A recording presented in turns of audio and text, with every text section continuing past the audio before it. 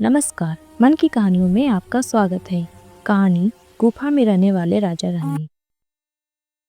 घना जंगल, ऊंचे ऊंचे पेड़, चारों ओर सन्नाटा। जंगल के बीच एक विशाल पहाड़ था जिसके भीतर एक गहरी और रहस्यमयी गुफा थी। यही गुफा थी राजा वीरसेन और रानी सौम्या का घर। गुफा बाहर से भयानक लगती थी, लेकिन भीतर दीपों, रोशनी, पत्थरों से बने सुंदर स्तंभ और फूलों की खुशबू फैली रहती थी। सौम्या, लोग हमें अजीब समझते हैं, लेकिन इस गुफा में मुझे सच्चा सुकून मिलता है। तभी रानी कहती है, महाराज, जहाँ प्रेम और सम्मान हो वही असली महल होता है। कभी राजा वीरसेन एक विशाल राज्य के शासक थे, लेकिन सत्ता की राजनीति और विश्वासघात ने उन्हें सब कुछ छोड़ने पर मजबूर कर दिया।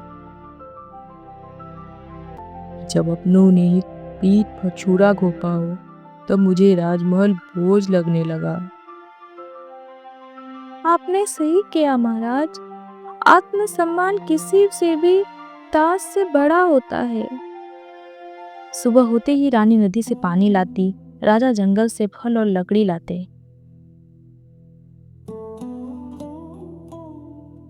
आज जंगल से शहद मिला, मैं उससे औषधि बना लूंगी।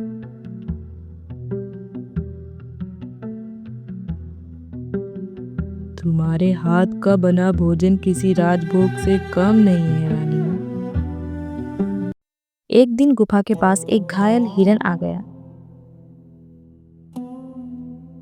महाराज, ये तो बुरी तरह घायल है।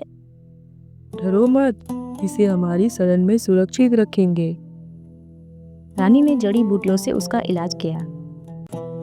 कुछ वनवासी गुफा के पास आए। हे गुफा के स्वामी, हमें आपकी सहायता चाहिए।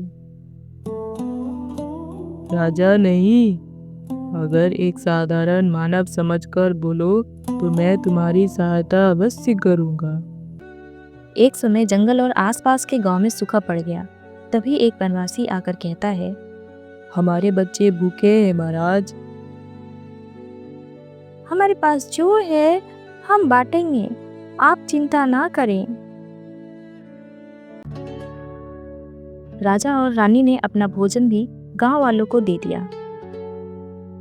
अगर जनता भूखी है तो राजा का पेट भरना पाप है। आप पर गर्व है महाराज। राजा का पुराना शत्रु मंत्री कालकेतु जंगल में आ पहुंचा। तो महान राजा आज गुफा में छिपे हैं। सत्ता छीन सकती है, स्वाभिमान नहीं। कालकेतु की विश्वासघात का खुलासा हुआ। कालकेतु ने स्वीकार किया कि उसने ही षड्यंत्र रचा था। कालकेतु के विश्वासघात का खुलासा हुआ। कालकेतु ने स्वीकार किया कि उसी ने षड्यंत्र रचा था। तभी कालकेतु कहता है, राज्य मेरा हुआ। वनवासी इकट्ठा हुए। जंगल में न्याय हुआ। तभी वनवासी मुखिया कहता है, आप ही हमारे सच्चे राजा हैं महाराज। न्याय बदले से नहीं, सुधार से होता है।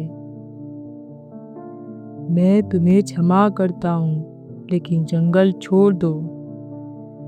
कालकेतु शर्मिंदा होते हुए कहता है, मैंने जीवन में पहली बार सच्चा राजा देखा। धन्यवाद राजन। तभी अचानक काले बादल छा गए और मूसलाधार बारिश होने लगी। तभी रानी सौम्या कहती है, देखिए महाराज, ईश्वर ने सुन ली। जय हो राजा वीरसेन की जय हो, जय हो राजा वीरसेन की जय हो। गुफा अब न्याय और सलाह का केंद्र बन गया। हमें आपका मार्गदर्शन चाहिए राजन। हम साथ मिलकर हर समस्या सुलझाएंगे। तुम चिंता मत करो। एक रात गुफा का एक हिस्सा ढह गया। तभी रानी सौम्या डरकर उठती है, महाराज। जब तक मैं हूँ तुम्हें कुछ नहीं होगा रानी, तुम चिंता मत करो।